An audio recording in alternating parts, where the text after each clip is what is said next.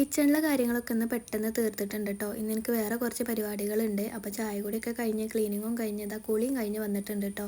അപ്പോൾ ഈ ഒരു കൊറിയർ 2 ദിവസമായി ഇവിടെ വന്ന് കിടക്കണം. അപ്പോൾ ഇന്ന് എന്തായാലും ഇതിൻ്റെ കാര്യത്തിൽ ഒരു തീരുമാനമാക്കണം. ഇതെനിക്ക് വീണ്ടും താനിയ കെമിക്കൽസ് അയച്ചു തന്നിട്ടുള്ളതാണ് കേട്ടോ. അപ്പോൾ ഇതിൻ്റെ വീഡിയോ ഒക്കെ ചെയ്ത് കൊടുക്കാണ്ടിരുന്നു. അപ്പോൾ അത് ആദ്യം സെറ്റാക്കിയിട്ടുണ്ട്.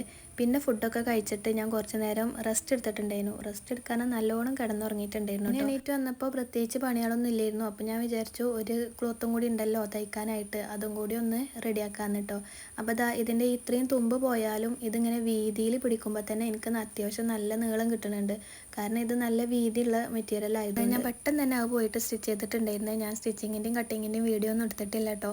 പിന്നെ ഇത് പെട്ടെന്ന് തന്നെ തീർന്നിട്ടുണ്ടായിരുന്നു, കാരണം ലൈനിങ്ങും കാര്യങ്ങളൊന്നും ഇല്ലല്ലോ. പിന്നെ ഇത് വി ഷേപ്പിലാണ് ഞാൻ നെക്ക് കൊടുത്തിട്ടുള്ളത്. അതിൻ്റെ ഈ താഴത്തായിട്ട് ഒന്ന് ചെറുതായി പാളിക്കുന്നത്, പക്ഷെ കുഴപ്പമൊന്നുമില്ല. പിന്നെ അത്യാവശ്യം ക്ലോത്ത് ഉള്ളതുകൊണ്ട് തന്നെ ഞാൻ ഫുൾ സ്ലീവ് ആക്കിയിട്ട് എടുത്തിട്ടുണ്ട് കേട്ടോ. അപ്പോൾ ഇതാണ് ഫൈനൽ ലുക്ക് എന്ന് പറയുന്നത്. നേരിട്ട് കാണുമ്പോൾ ഒന്നും കൂടി ഭംഗിയുണ്ട്. ഇതിപ്പോൾ മഴ ആയതുകൊണ്ട് പുറത്തുനിന്ന് വീഡിയോ എടുക്കാൻ പറ്റണില്ലല്ലോ. അപ്പോൾ അതാണ് ഇത്ര ഒരു ക്ലാരിറ്റി ഇല്ലാത്തത് കേട്ടോ.